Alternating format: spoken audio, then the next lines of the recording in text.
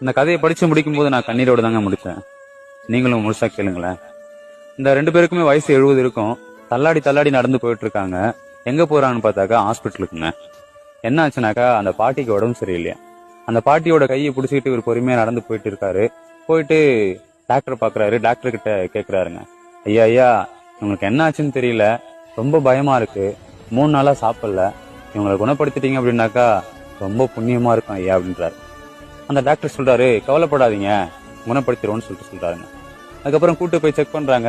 அவங்களுக்கு sugar, cholesterol, BP எதுவுமே இல்லைங்க, நார்மலா இருக்கிறாங்க.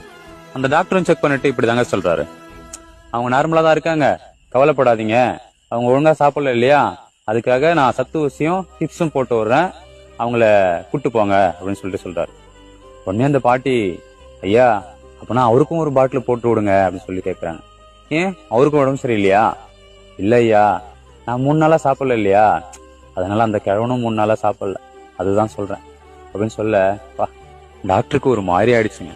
கொஞ்ச நேரம் அந்த தாத்தாவை பார்த்துட்டு, ஏன் இப்படி பண்றீங்கன்னு சொல்லி கேட்க அந்த தாத்தா சொல்றாரு, அவங்க இல்லாட்டி நான் என்னங்க பண்ண போறேன் அப்படின்னு சொல்றாருங்க. இந்த காதல் எந்த வயசுமே விட்டு வைக்க மாட்டேது. Download ShareChat.